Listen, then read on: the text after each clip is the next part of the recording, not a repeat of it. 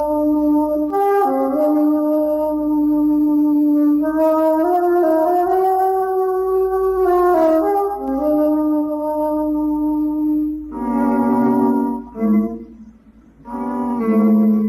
an old sailor.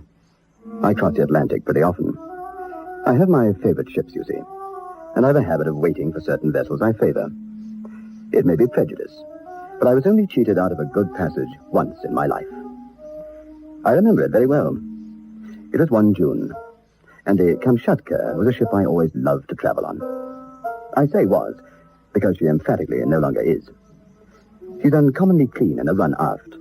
She has enough bluffing off in the bows to keep her dry, and a lower berth for most of them double. She has a lot of advantages, but I won't cross that duck pond in her again. Why? You'll find out. You'll find out the terror that was curtained in the upper berth on the June crossing of the Atlantic that year, when all the drowned souls who ever were endeavored to drag me beyond midnight.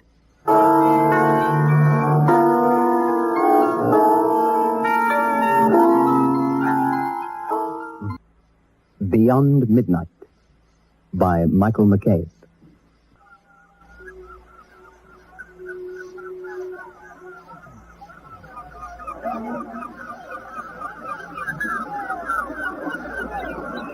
"105, lower berth, please." The steward took my portmanteau, greatcoat, and rug. I shall never forget the expression on his face. I supposed at the time, as he led me into the lower regions, that the steward had had a little grog, but I said nothing and followed him. 105 was on the port side, well aft. There was nothing remarkable about the cabin. The lower berth was double. There was the usual washing apparatus. The folded blankets looked like large buckwheat cakes. The general air was one of desolation, I remember.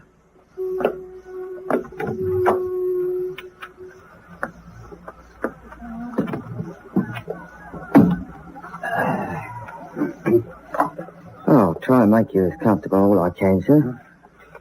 Thank you. Oh, thank you, sir. So, I hope it'll be a good crossing for you. Well, one passes across the Atlantic very much like another. Whales and icebergs are always indeed objects of interest. But after all, one whale is very much like another whale, and one rarely sees an iceberg at close quarters. I agree, sir. No, one don't. I must say, I'm not looking forward to the first day at sea. People pace the decks and stare at one. Everything's uncertain. No one knows whether the food's going to be good or bad or indifferent. Seasickness. No, I don't like the first day. Not that I'm generally sick, but new sailors, you know. Yes. Well, sir, if everything... Yes, thanks very much. I'm sure you want to go and look after more passengers now. Oh, thank you, sir. Pleasant trip. I had the funny feeling, even then, that he was thinking me a queer fish. I don't know why. I also felt he didn't like number 105. But I mean, he wasn't going to live in it. I wasn't very keen either, but it didn't worry me unduly. I wasn't very pleased to find I was to have a companion, I have to admit. Before I'd been long in bed that night, he came in too. He was very tall, very pale, very thin, with sandy hair and whiskers. He was overdressed and a bit odd. I didn't like him and made up my mind I'd give him a miss whenever possible. If he rose early, I decided I would rise late, and vice versa. Anyway, I was pretty tired that first night. And perhaps the cabin wouldn't be so bad after all, I thought.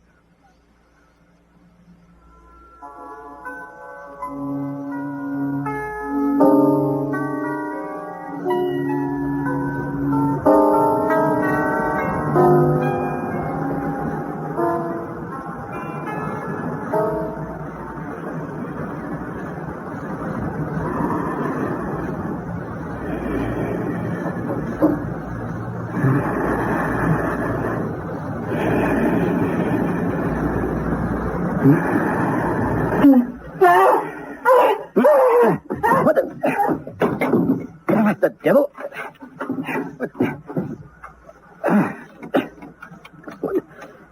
What happened again? Gone.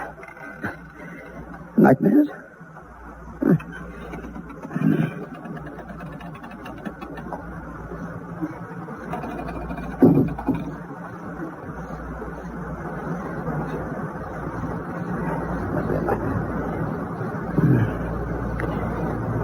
Rolling a bit. Odd smell. Damp, sort of. blasted cold, in fact. What happened to that other fellow? Well...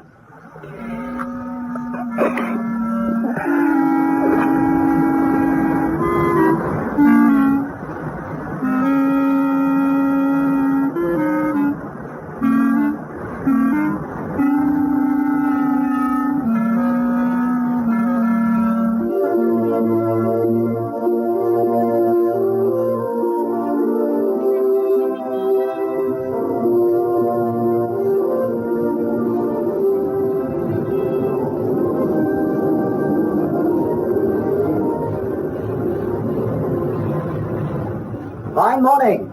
Well, it's a fine morning, and it's not a fine morning. I don't think it's much of a morning myself. Well, no, it's not so very fine, must admit. You're the doctor, aren't you? My name's Brisbane. It's just what I call fugly weather. Yes, I'm the doctor. How do you do? How do you do? Very cold last night, I thought. However, when I looked, I found the porthole was wide open. Hadn't noticed it when I went to bed. Cabin was damp, too. Damp? Whereabouts are you? 105. Why? 100? Whatever's the matter? Oh, nothing. No. Only, it's just that everybody's complained of that cabin for the last 3 trips. Well, I shall complain, too. Certainly hasn't been properly aired. It's a shame. Look, I don't believe it can be helped. You see, I believe there's something... What? Well, it's not my business to frighten passengers. Oh, you needn't be afraid of frightening me. I can stand any amount of damp. If I get a cold, I shall come to you. It's not so much the damp.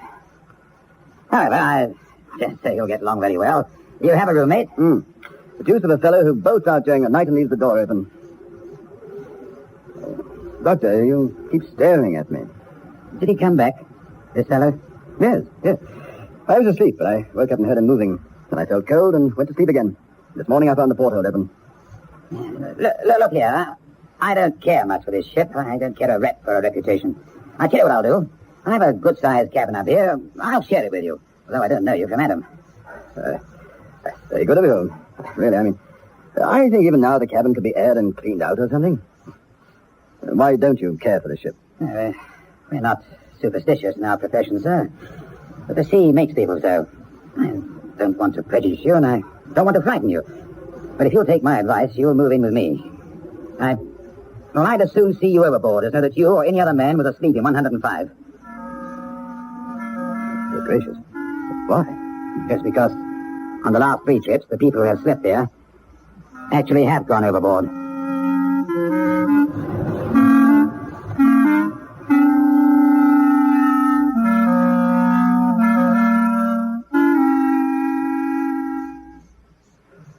I was sure the doctor wasn't pulling my leg, but I was resolute all the same. I told him that even if 3 people had gone overboard, I was going to prove the exception. At breakfast that morning, I noticed that 1 or 2 of the officers looked grave. When I'd finished my meal, I left the dining room. Was informed by the steward that the captain of all people wanted to see me. I went toward the captain's cabin and found him waiting for me. Sir, I want to ask a favor of you. Do anything to oblige you. Your roommate has disappeared. He's known to have turned in early last night. Did you notice anything extraordinary in his manner? You don't mean to say he's gone overboard? I fear he has. He's the 4th, then. And I told the captain what the doctor had told me. He seemed annoyed. Then I told him what had occurred in the night. He was shocked and looked very grave. What you say coincides almost exactly with what was told to me by the roommates of the 2 of the others who disappeared from 105. The boat out and down the passage. 2 of them were seen to go overboard by the watch. Nobody, however, saw or heard the man who was lost last night. The others, you searched, of course? Of course. We stopped and lowered the boats, but we found nothing. Now, sir, I beg you not to mention this to any of the other passengers. I don't want the ship to get a bad name, and nothing hangs about the ocean going like stories of suicides. You shall have the choice of the officers' cabins, including mine, for the rest of the trip. Is that a bargain? Yes, but I shan't move, thank you. If the steward will just take that unfortunate man's things out, I'll stay where I am. You have no fear that I'll follow him. I'd rather... Thank you, Captain. I'd rather stay where I am. Just 1 or 2 small things. I'd like the room cleaned and aired. I'd like the fastening of the port looked into. The thing was open this morning. And maybe the catch is loose or something. Of course, you've every right to stay where you please, but... Oh, well, hang it, man. I wish you'd let me lock the place up and have done with it. Towards evening, I met the doctor again, and he asked me whether I'd changed my mind. I told him I had not. He didn't say much, just, You will, before long.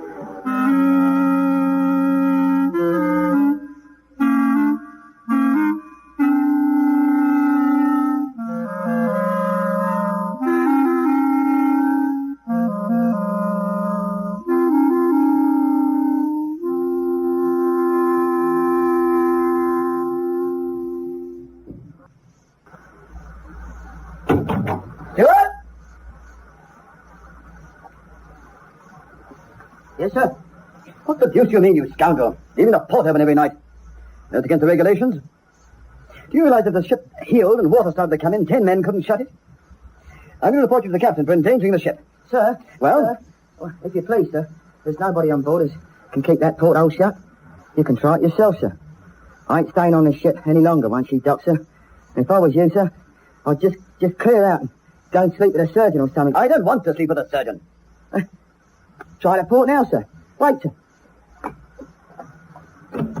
There, sir. Try it now, sir. It's fast. Right. Yes, sir. But I'll wager my reputation as an A1 steward that within half an hour that thing will be open again. If I find it open in the night, I'll give you a $5. It's not possible. $5, did you say, sir? Oh, thank you, sir. Good night, sir. Pleasant repose and all manner of enchanting dreams, sir. Night, sir.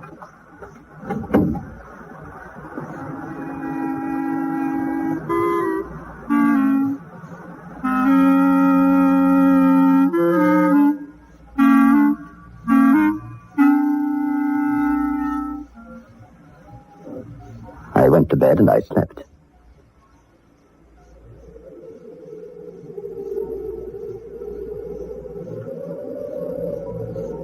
I awoke startled, sometime in the small hours. I felt the draft. I got out of my bunk and stood.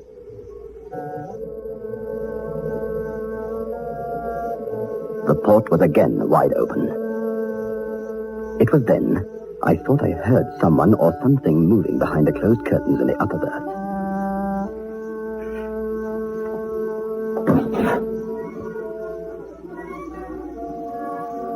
I thrust in my hands to see if there was anyone in the upper berth. There was someone. It was as if I was plunging my hands into a damp cellar. The air was full of the smell of stagnant seawater. I laid hold of something that had the shape of a man's arm, but was smooth and wet and icy cold, and then the creature sprang violently forward against me. A clammy, oozy mass hit against me. It was heavy and wet and seemed endowed with supernatural strength. And then the creature rushed to the door and out.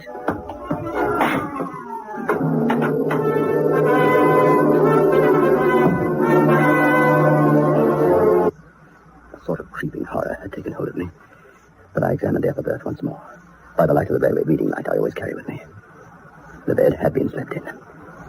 The smell of the sea was strong, but the bedding was as dry as bone. I did not sleep anymore. I waited for the porthole to open again. It didn't.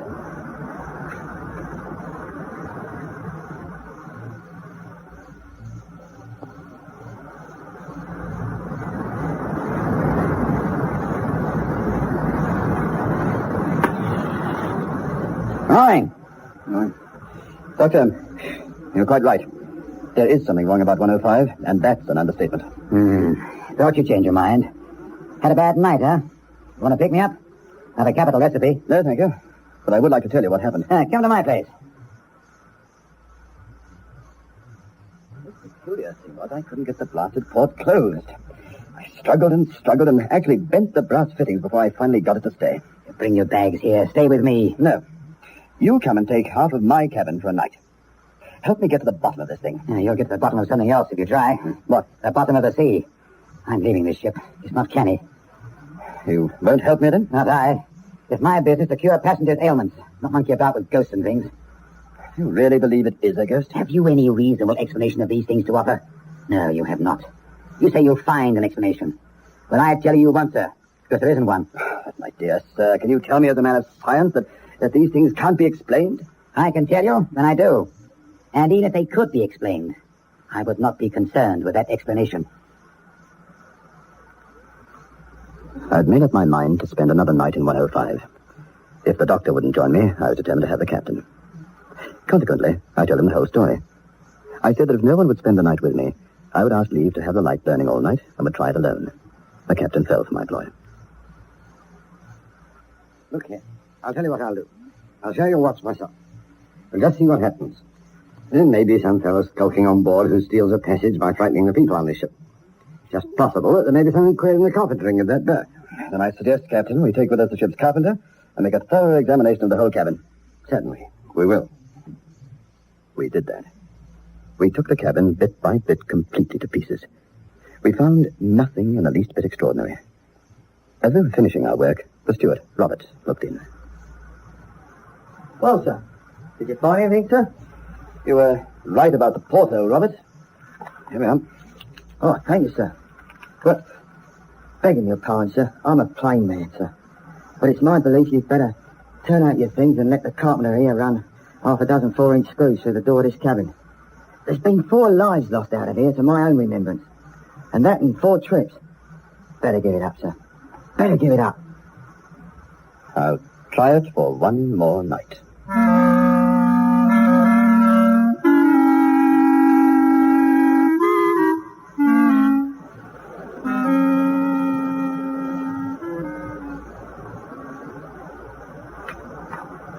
Now, you'll just put your signature to that, Mr. Brisbane? Yes, sir. You see, I cannot afford to laugh at the affair. Your signature to this writing, telling what we're about to do, is at least proof that another responsible man believed that something queer was happening in room 105 this crossing.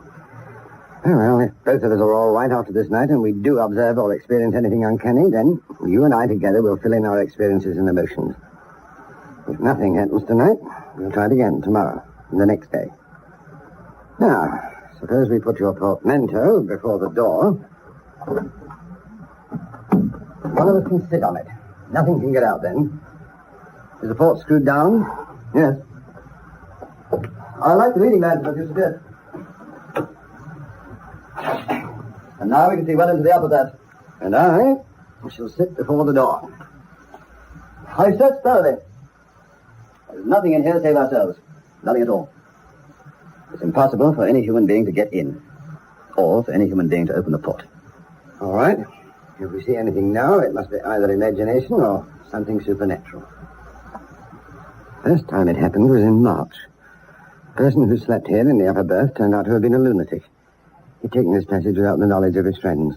He rushed out in the night and threw himself overboard before the officer of the watch could stop him. His suicide was accounted for on the grounds of his insanity. I've never heard of such a thing ever occurring before or after or in any other ship. Well, on the very trip... What are you looking at?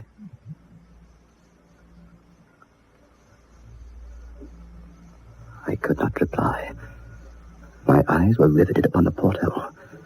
The brass loop nut was beginning to turn very slowly upon the screw. It moves. It's loosened. Look at it, it's loosened. I can turn it just with my hand. The queer thing is that the second man who was lost was supposed to have gone through that porthole. The weather was very heavy. There was an alarm that one of the ports was open, that the sea was coming in. Down here, we found the whole cabin flooded. The water poured in every time the ship rolled. Ever since then, that place smells of seawater. On my word, I can smell it now, can't you? Yes. To smell like this, the place must be damp. And yet when the carpenter examined it this morning, it seemed perfectly dry. Why... How did that bolt on the port come loose, Captain? I saw it move. Hello. How did...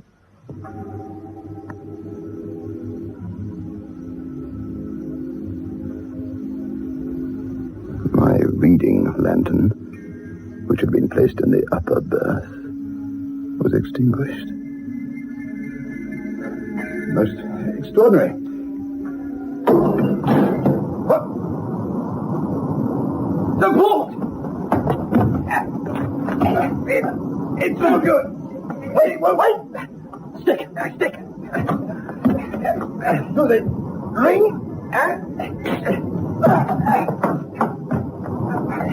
No good. Nothing enclosed, nothing.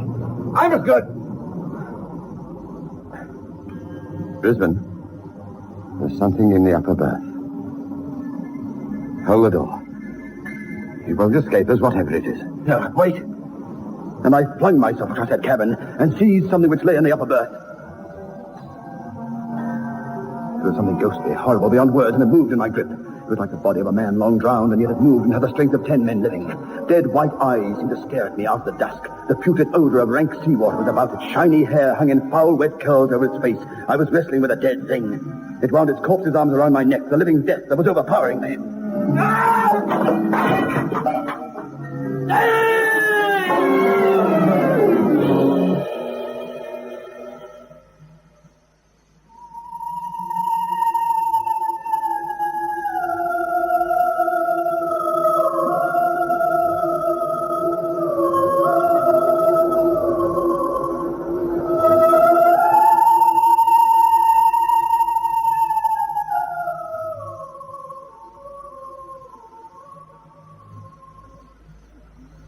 I lay a long time on that cabin floor. The thing, whatever it was, could only have gone one way out, through the port. I revived the captain. He wasn't hurt, but badly stunned. There's nothing more. The carpenter ran a dozen 4-inch screws through the door of 105. And if ever you take a passage on the Kamchatka, you may ask for a berth in that cabin. You'll be told that it is engaged. It is engaged by something that's dead. I finished the trip in the surgeon's cabin. The captain never sailed again on that ship, although it is still running. I shall never sail her either. You see, I saw a ghost, if that's what the thing was. It was dead anyway. I believe that somehow that poor wretch who flung himself overboard, the first one, the lunatic, I believe he's condemned until that ship sails the Atlantic for the last time, to sleep in the upper berth and hurl himself to his drowning death at night, every night.